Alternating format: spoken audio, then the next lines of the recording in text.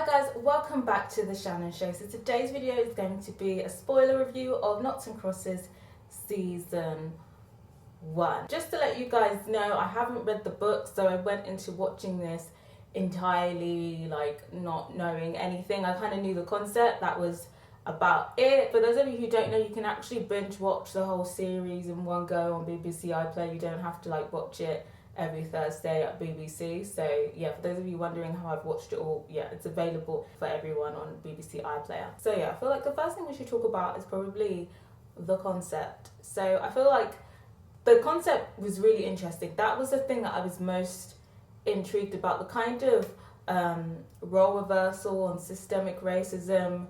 Black people are the ruling class and white people are the colonized working class people. I think for me, what I was most interested about was how it was all going to be presented, what arguments they were going to try and form, and who was it for. Because I feel like with these role reversals, who is it for? Obviously it has a built-in market. Most of the people that I saw raving about the book and the concept were black people, but I feel like in terms of things where it's meant to bring about an argument about racism through maybe you'll see it better if a common argument with oppressed people is that the oppressors or the people who are benefiting from their oppression don't understand how it is. And even people who do understand will never really know what it feels like to be oppressed and to be systemically oppressed at that. After watching this, it was for both people. I feel like black people or other people of colour in the UK are probably going to understand it. But I do feel like it is a book kind of made to try and make white people understand about the structure of racism. But what do you guys think? Who do you think this series is for? Who is the audience? I'd be interested to know. In terms of whether I think the series did the concept justice, I'm going to talk about that at the end, so stay tuned. I know this is going to be a long one, so I'd suggest getting some snacks, maybe making a meal, because I've got a lot to talk about. So obviously, following from the initial concept, obviously black people are known as crosses and white people are known as noughts, but there's also kind of slurry names that could be akin to slurs in real life. So the black ruling class are known as daggers. I guess that could be akin to cracker, and blanca, which is akin to the N-word. So in terms of racial commentary, there is a lot of little subtle things, namely a very subtle one would be the whole plaster scene when Sophie puts the plaster in Callum and it's a brown plaster instead of the peachy Caucasian colour plaster that we're used to seeing. And I feel like in terms of that being applicable to real life, obviously Tesco has come out and said they're now finally doing skin coloured plasters for people of colour, and some people are saying, why is it such a big deal? I feel like even as a young person, I always knew black people were a second thought to most things, namely nude tights. Only these past 2 years I've managed to find an affordable pair of nude tights that I can even make work. It's not even my skin tone, but at least I can make it work. Before, I couldn't find nude tights that made it work. And I think if you really deep it, it just kind of feels like these companies that made these plasters just basically said, well, we're only making plasters for white people and we don't care about anyone else. You're just going to have to make do because we don't care about you. That is basically what these companies are saying. We don't care about you. We can't be asked to cater to you, and we know we know you're going to accept the scraps that we give you. If you really deep that situation, it is actually it is actually highly disrespectful. But I feel like the main kind of racial commentary that they focus on in the series is police race interactions, police brutality, institutionalized racism within the police, and the police being an institution that works for the government and pushes the government. That was definitely interesting. I studied sociology at A-level, and it was all very Marxist theory on us. It is very critical of the police. Obviously, in terms of how they present oppression and stuff in this series, obviously it's fictionalized, it's dramatized. Can it be applied to real life? I'd say elements of it can. In terms of race relations, specifically amongst black people, and the police in the UK. It hasn't been good. Historically, it hasn't been good. Today, it's improved slightly, but there is still distrust amongst the black community. But I think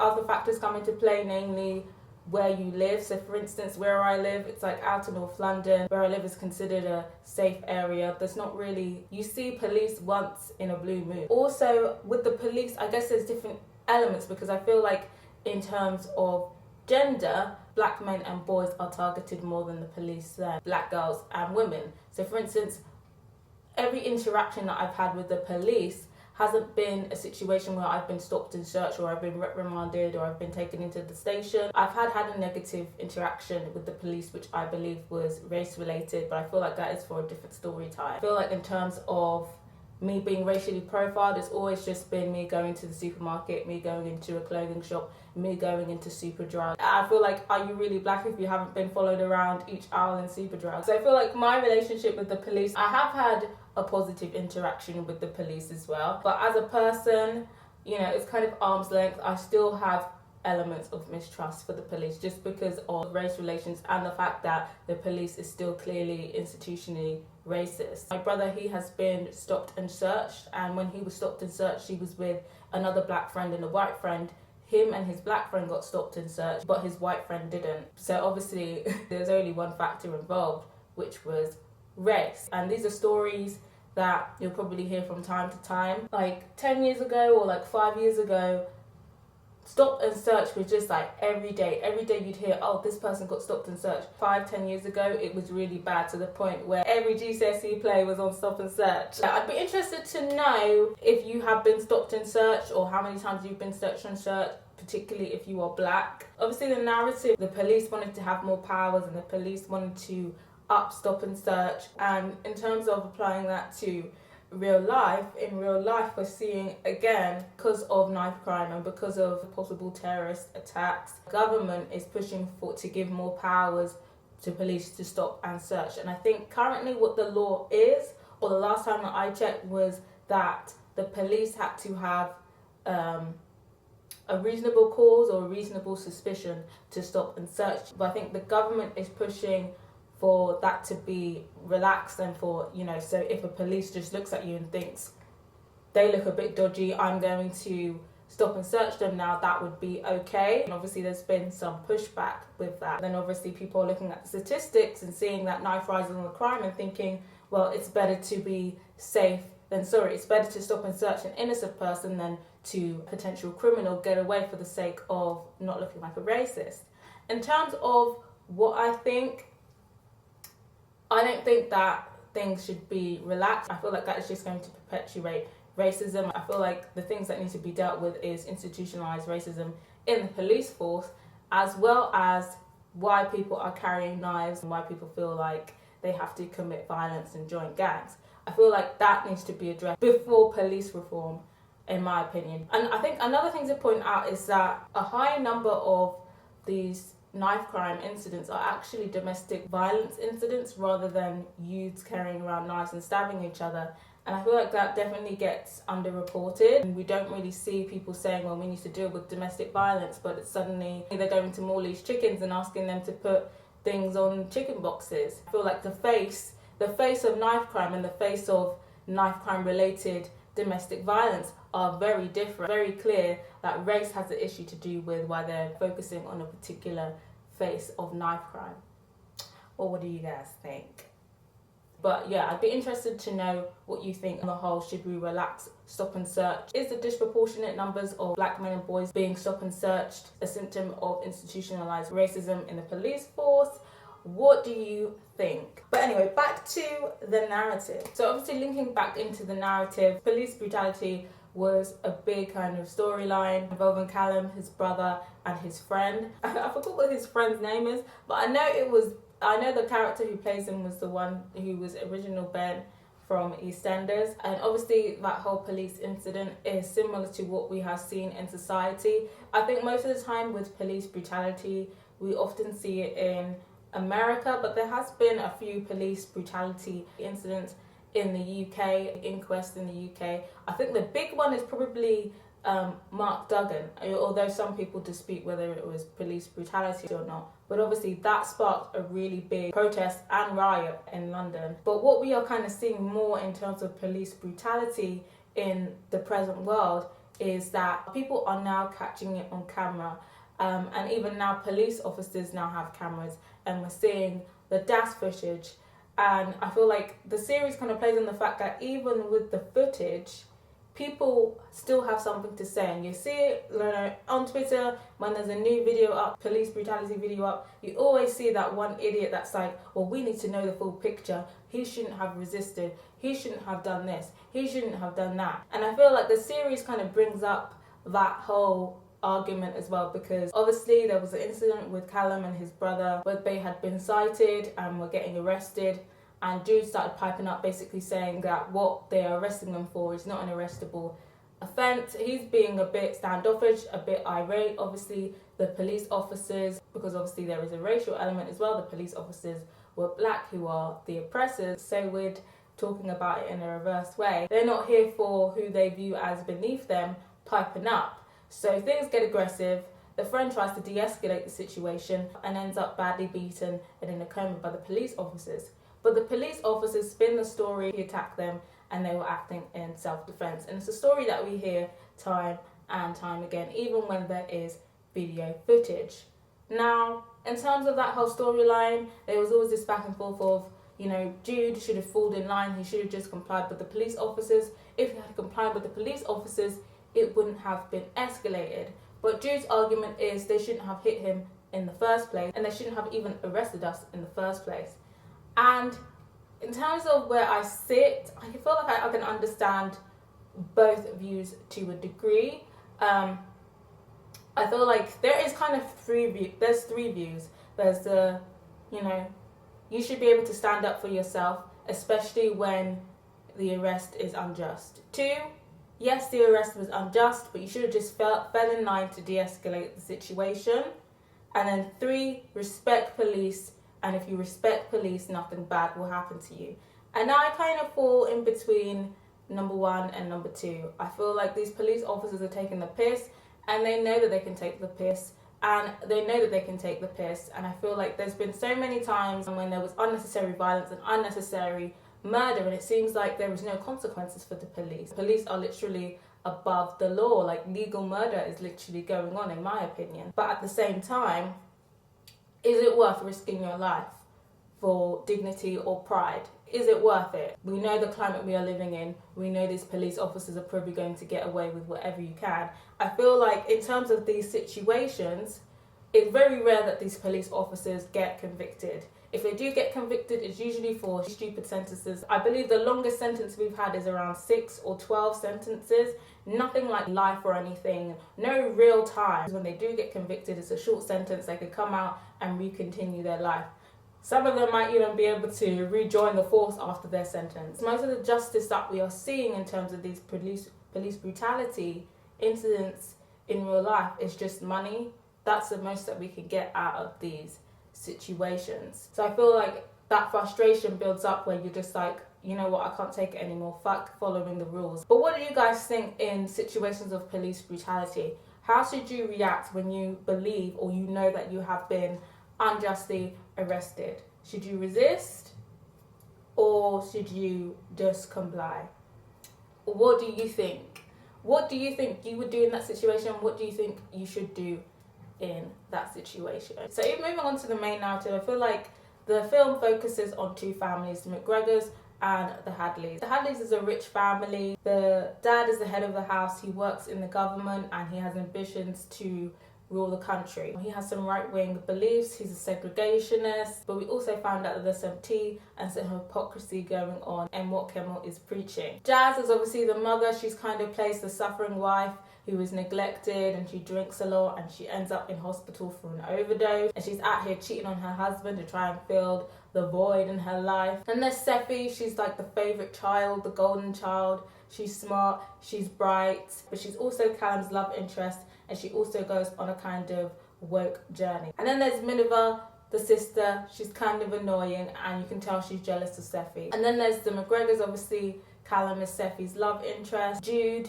is the brother. He's very pro-Noughts and he's sick and tired of living under the rule of the Crosses, and he wants to join the revolution. Then there's Meggy, and she has been a long time worker for the Hadleys as a domestic worker. And then there's Ryan. He used to be a part of the resistance, he used to be a part of the liberation militia, but he decided that the liberation movement was a bit janky and now he lives a quiet life. So in terms of like the main narratives in the story, I feel like another kind of main narrative key point was Callum seat at the table and wanting to try and dismantle elements of the systemic racism that the Noughts were going through getting a seat at the table and through going to Mercy Point, which was a really good school which has recently allowed for integration. London Albion, where they live, is still segregated, but the institution has allowed integration, but only a small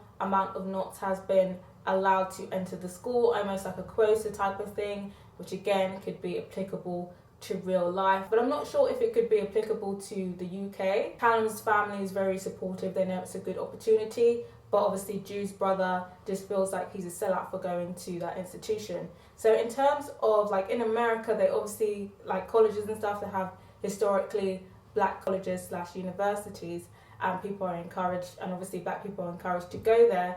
And there has been some argument in the US of if you don't go to a historically black college, then you could be considered a sellout. In the UK, they don't really have historically black universities or historically black schools. I guess there's just certain areas where you know there's going to be more black people. Everyone goes to the same places, but obviously there is still institutions that are majority white and more than like 70%, 90% white, namely Cambridge or Oxford, and there's been a debate there, but it's not really seen as you being a sellout to go to those institutions if you are a minority. It's usually seen as a good thing, as breaking barriers. But in terms of that whole concept of having a seat at the table as a minority, as a black person, do you think that is progressive enough? Do you feel like that can help alleviate or begin to dismantle systemic racism in all kind of industries? Because I feel like in all industries there's always a representation issue. I feel like there's also an argument of once that person gets that seat on the table, are they now going to bring other people in? Because we've seen it a lot. I think namely P. Diddy, he's always preaching about black excellence. He's always preaching about we need to, the white executives need to put respect on our name. But then Mason has come out and said, well, you know, you're preaching about black excellence and helping black people, but you have basically conned me out of so much money and you are not giving me opportunity to be on the same level that you have been. And I feel like a lot of the time we hear the argument of, you know, once black people get to the top, they don't want to help anyone else because they want to be the only successful black person. Because a lot of the time, in the back of your head, you're just thinking, you know, you go for a job interview, you see two other black people there, and you're just like, they're only going to give the spot to one of us. And even though that is fact, even though that's probably true, I feel like it's an internalized competition, and there's an internalized selfishness, but I feel like it's fueled by capitalism as well. A lot of the time it is just talk, support black business, but do they really? So I feel like obviously having a seat at the table is the best position to be, rather than begging, rather than trying to fight your way in. But I feel like other people who are getting in those positions selfless enough to bring other people in. What do you guys think with the whole seat at the table thing? And I think a key example of this in Noughts and Crosses was in Ryan's manager basically saying he has gotten how far he's gotten by following his oppressor's rules. That's why he's stuck in his oppressor's ass, because it has benefited him, and he would put his oppressor above his own people. I feel like that was the example there in Noughts and Crosses. And you know what? People be doing it. And you know what? I've seen it time and time and again.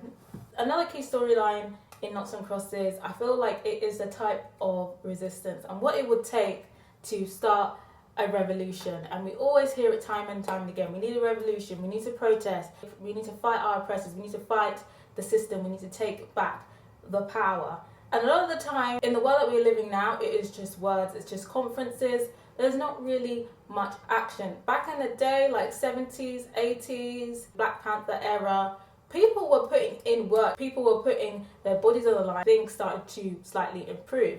And I feel like nobody's really willing to put their body on the line anymore. You know, in America, the Black Liberation Movement, people were breaking people out of jail and smuggling them to Cuba. Would that ever happen today? I don't think so. The Noughts and Crosses kind of brings about an interesting commentary on the resistance and how we should resist oppression and what is the right thing. Because I feel like in terms of violent resistance, I'm not sure what argument Noughts and Crosses are on, whether it's negative or positive. With the liberation, their tactic was violence. They did manage to get things done with that whole kidnapping Sophie thing. They did manage to get Kemal, who was the president at that time, to step down. And they probably would have gotten the money if Dawn wasn't so power hungry. So in terms of what I think would be needed for, if we really wanted to see a revolution, overhaul of systemic racism, what would Black people and our allies need to do? In terms of peaceful protesting,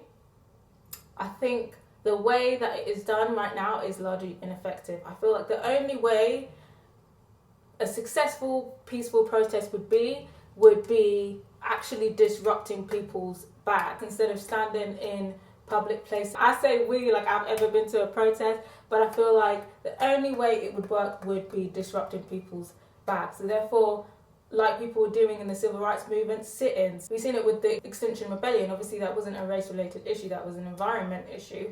They were gluing themselves to the floors in Parliament Square to public roads. And I'm just thinking, if you're willing to get arrested anyway, things like, you know, multi-million-dollar businesses, they are the ones who are racking up all of this pollution from the dyes in their factories. Why don't you go to their factories and disrupt whatever's going on in their factories? Because that now means that they are now losing money. I feel like until businesses, the top businesses who have the most influence, until they start losing money, nothing is going to change. That is the only universal language amongst the poor and the rich. So when money starts getting involved and affected, then people are going to want to talk. So I feel like in terms of non-violent protests, I feel like that would be the way to go. Either boycotts or sit-ins, disrupting the shops, disrupting the deliveries, disrupting the factories. I feel like that's the only way things would change. In terms of violent protests, I feel like people are a bit more resistant to that. But I do think it could work, but I do think you need a literal army. Like, you need soldiers on the street. 10 people smashing up a few cars in an afternoon is not gonna do it. People are gonna have to be out there every day. I'm not sure what percentage it is. I feel like it's like 4%.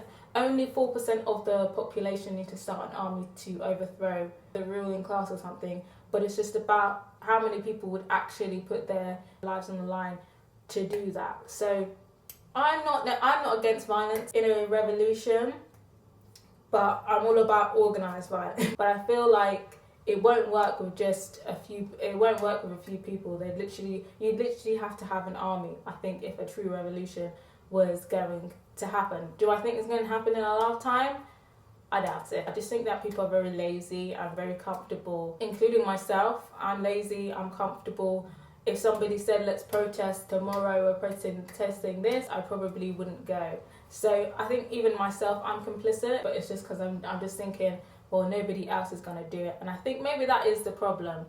But yeah, in terms of if there was going to be a race war, if there was going to be a revolution to dismantle the establishment, what do you think would need to be done? In terms of these groups, obviously Black Panther, some people would label it an extremist group, some people would label it a freedom fighting group.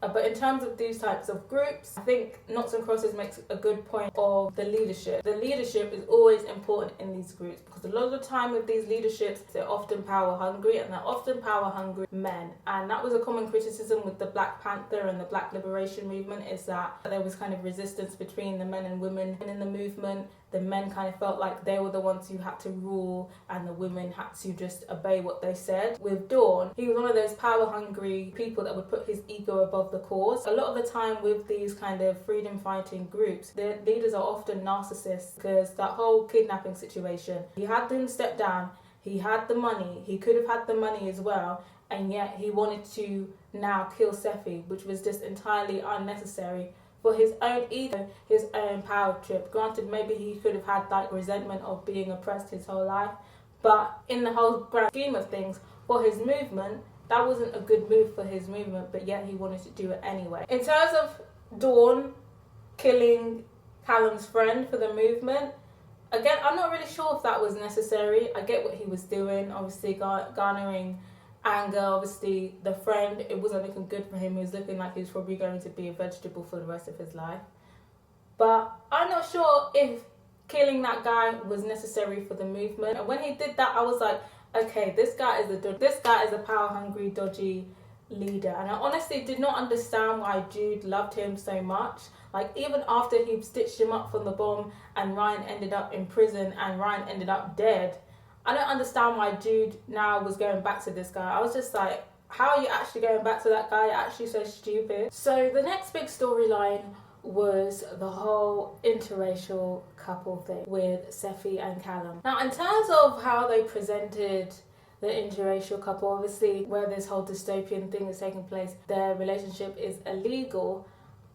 I'm not really sure if they kind of showed the interracial coupling as a revolutionary act of love, but I feel like there was kind of an argument there of whether, you know, interracial couples could perhaps improve race relations. Do I think that, you know, interracial couples are revolutionary or could help dismantle racism in real life? I'd have to say no. I just think we can look at the evidence, look at Harry and Meghan, and Meghan isn't even fully black, and look how bad Meghan is getting it. Maybe between families who may have been prejudiced towards other people, but of course it can also go the other way. Your families could disown you. I'm not sure if it could have impact on racial relationships, in my opinion. But what do you guys think? Do you think interracial marriage can help bring races together? Or not? Let me know what you think. Another kind of thing that they kind of weaved throughout the story was because they were interracial and one was from the oppressor class and one was from the oppressed class, that caused a lot of issues in their relationship. In real life, often we hear the argument, is the struggle that comes with certain interracial relationships worth it? So for instance, there was a white model who took her black husband to meet her racist family and they racially abused him, and she was shook, and everyone was like, well, why would you take your black husband to your racist family? And why would you, as a black person, go to your girlfriend's family knowing that they were racist? That argument, is it worth it? Personally, I'm not sure if the emotional stress and the emotional trauma is worth it. If that is the type of relationship that you were in, where your parents having issues with it, where your life is now struggling because of it, I'm not sure if love could ever be above my peace of mind. If it can for you, fair dues for you, but what do you guys stand on? But where do you guys stand on that whole forbidden love or challenging interracial relationship thing? Do you think it's worth it if you truly love each other, or do you feel like it's not worth it? Let me know what you think. The first bump in the road for Callum and Sophie was Sophie's kind of unconscious racial bias and unconscious prejudice. At the beginning of the series, she was very indoctrinated. She believed what the police were saying when they were saying that unarmed people were attacking them. She thought they were criminals. But then obviously she goes on her little woke journey, and now she's just hanging out with the Noughts a lot, well, namely Callum a lot. And the first incident they have is when she had gone to the protest for the friend who was in the hospital, and some Noughts saw them together and they didn't like that they were together and they attacked them. And in the struggle, Sophie calls attackers who are Noughts a blanker, which is obviously akin to the N-word, and her and Callum have a falling out about it, but Callum eventually forgives her. Now, applying that to real life, would you, if you are a black person, could you forgive your white partner for saying or calling other black people the N-word? Do you feel like because of this particular situation, they'd get a pass? Or do you feel like you could not be with the person regardless of what the situation was? I think for me, I have to look off the relationship. I don't think I could be with, for my own peace of mind and for my ancestors. I just feel like I'd just be thinking about it all the time. If we were to have children, I'd just be thinking about it all the time. And I'm just thinking, like, if that's what you think, what do your parents think? I don't want to be dealing with that. That is just the utmost disrespect. But what do you guys think? Could you forgive it? Because I feel like when emotions are involved, I think it's very different. And, you know, time and again, you see, you know, this celebrity had, you know, a tweet saying the N-word and people forgive them, including their black fans. And we see it time and again. Is it a forgivable offence? I feel like it could be forgivable as a person, as a former friend, but we couldn't go back to how it was. I don't think so. But let me know what you think. But even after that, it's all forgiven and they fall deeper in love. We're always having issues, and I feel like there's a lot of issues with, I think the main issue was Sophie being a double agent. She's always there for Callum, she was always there to use her privilege for good, but when it came to actually speaking out and making change, it was very mute. She challenged her father, but she never really called him out. She never really took a public stage and called people out. So in terms of Sophie being an ally, do we think that Sophie was a good ally? I'm not sure if she was. I feel like I can understand Callum's frustration. I feel like she played it very safe, very comfortable. It was very, I get you, I'm here for your cause. You know, I'm going to put money behind you, but, you know, when it comes to compromising my life and my livelihood, I'm not going to do that for the sake of supporting your cause. That's kind of what I took from the whole situation. But I also feel like, I think perhaps maybe Callum felt a little bit emasculated by the way that, you know, Sophie was always putting them out like they couldn't help themselves. I think definitely there was an element of him feeling he was emasculated as well, especially as well as probably some kind of resentment there for her being essentially his oppressor. But what do you think was the root cause of Callum's resentment for Sophie when they were kind of going through it? What do you think was the main reason? Do you feel like there was multiple reasons? A major bump in their relationship was when obviously Callum went rogue and joined the LM and lured her in to get kidnapped. I just feel like after that whole kidnapping situation, I would have locked off the relationship. Obviously now Callum, you know, got it together and released her and wanted to be with her after she revealed that she was pregnant. But after that whole kidnapping situation, the relationship would have been locked off. And I feel like after that whole situation, I'm just like, am I meant to be standing in this situation? This relationship is a whole mess. I'm thinking maybe Sophie's, you know, hormonal because she's pregnant. But this relationship is actually a mess. I cannot stand. Is anyone at the end of this actually still standing Callum and Sophie? I cannot stand. Your man fully duped you in to get kidnapped with these people who probably could have killed you at any second, and now you're running off with him to live the struggle life. Ladies, we need to do better. I cannot support. And then another key storyline, I think, was Kemal outing the female prime minister, and there was a whole coup going on.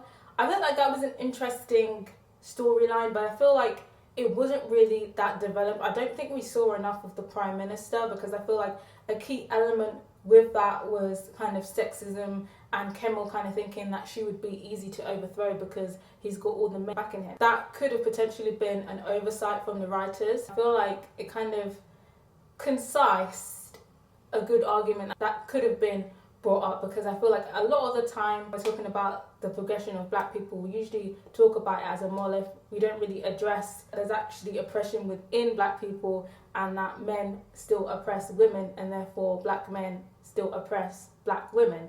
And I feel like that's an important part in terms of social commentary. Segregation, and that he hated white people. So to find out that he has a whole other child, a whole half white child who he was supposedly in love with, was just very surprising. But I'm not really sure if they addressed it right, because I'm not really sure if I can get down with that storyline the way that it was. I did have a few issues with that storyline, I think, namely because I guess, you know, the writers are, obviously it's the book is a book, but I feel like in history, even in slavery times, which I feel like this could be akin to, in slavery times, like, The slave masters wouldn't deny their black kids. I'm not really sure if they would like claim them publicly, like, yeah, that's my illegitimate child. But everybody knew this is that person's illegitimate child, kind of thing. It wasn't really a secret. And on top of that, I feel like if it's going to be a direct kind of role reversal, it's interesting that they made this a consensual relationship, because in terms of a flip reversal, usually it would be the oppressed mother who was taken advantage of rather than a voluntary consensual relationship. So I think it's quite interesting that they went down that route instead. Maybe they didn't want to ruffle any feathers, because even though it is a role reversal, we're still dealing with black actors. So maybe they didn't want to go down that road. Maybe. What do you guys think about that whole situation? What do you guys think about the whole situation? But yeah. But then I guess it also highlights how far these men will go to hide their cheatations. What was also interesting was obviously the segregation storyline. I feel like obviously that is never going to happen in the UK. We're never going to be segregated, especially in London as well. London is considered one of the most multicultural cities in the world, let alone the UK. And I feel like it is. Obviously, we still have issues with racism and stuff like that. It's definitely a bit more like hush-hush British racism, you know. But in terms of segregation, I feel like every time there's an election, you always hear that saying, we want our country back. We want it to be like the good old days. And by good old days, I think they mean when racism and discrimination was acceptable. You know, it is a significant amount of the population, but obviously not enough to like be keeping people on edge. Obviously we hear it time and again, separate but equal. Do you think there could ever be a thing such as separate but equal? I don't think so. I think separate but equal is inherently ingrained in racism and oppression.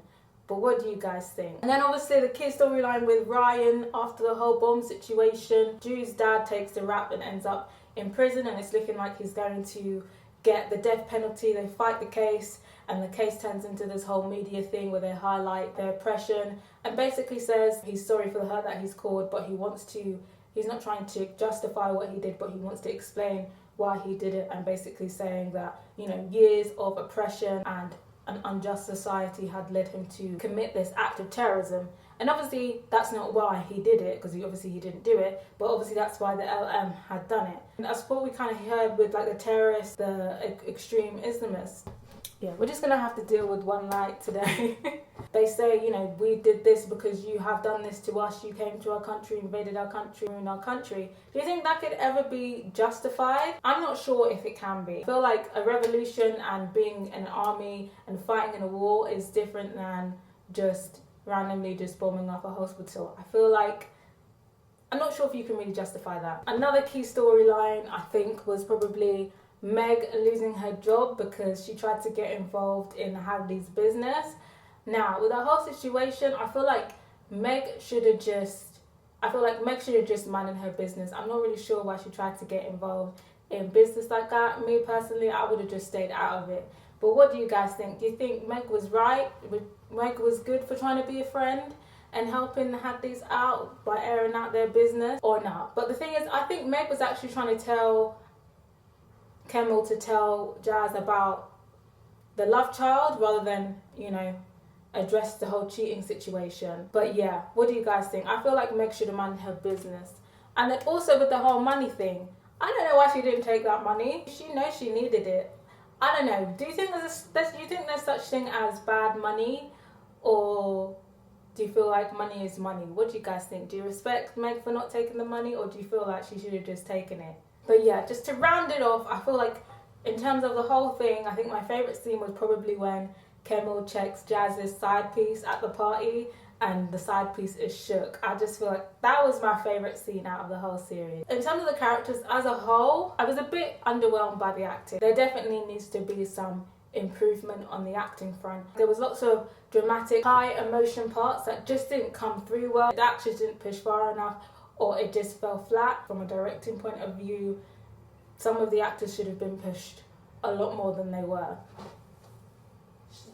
should have been pushed emotionally a lot more than they were. It just wasn't hitting me. Like, there was a lot of dramatic moments that I wasn't like, where I knew I should have been like, oh, but it was just like nothing. Obviously with Sophie and Callum being a whole couple, I feel like we were meant to kind of root for them. I feel like initially the first episode they had promise, but again, their relationship got boring real quick and it started to just get a little bit bland and annoying, their whole relationship, to be honest. I feel like Lekon was a good villain.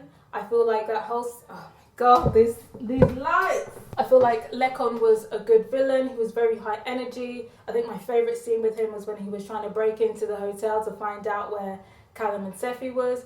But again, by the end of it, I feel like the villain venom ran out. And then the brother Jude was annoying. I feel like he was meant to be annoying, but his character really annoyed me.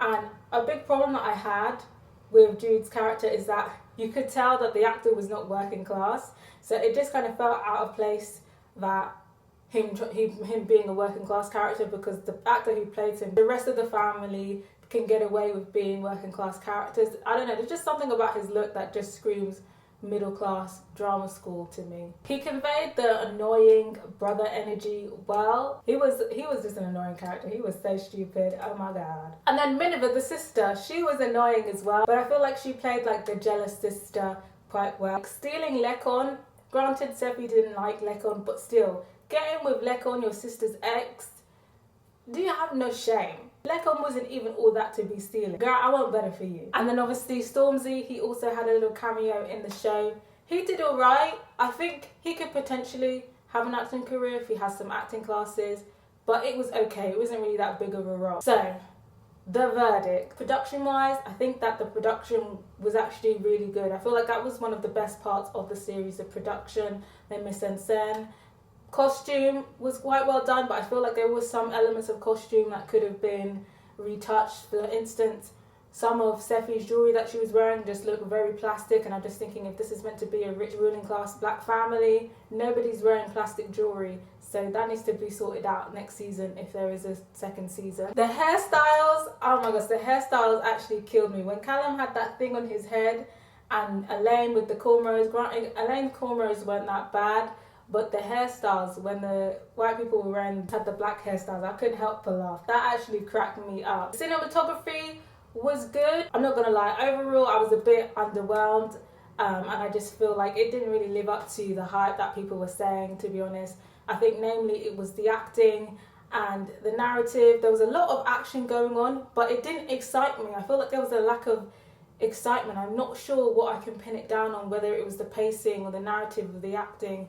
I definitely think either one of those elements or all of them need to be improved, because I feel like by episode 3, it was getting a bit boring, to be honest. It's a 10 out of 10 concept, but I just feel like the execution could have been a lot better. So for that reason, I'm going to give it half marks. I'm going to give it 2.5 out of 5. I do think it's an interesting watch simply because of the concept, but I do feel like you could find it a bit boring, I think, after a while. But there is only 6 episodes, so it's not like it's a 10 episode feat. Would I like to see a season 2?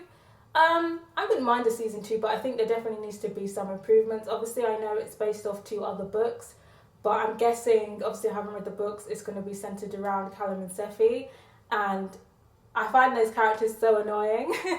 So I'm not sure how I feel, but obviously I'm guessing there's going to be other things as well. I would be open to watching season 2. I think that there definitely needs to be a lot of tweaking. But yeah, I'd be interested to know what you thought about it, especially people who are fans of or people who have read the book. And also from those of you who hadn't read the books like I have, what did you think about it? Obviously I'm guessing you must have had an inkling of what it was about. Did you think that it lived up to the hype?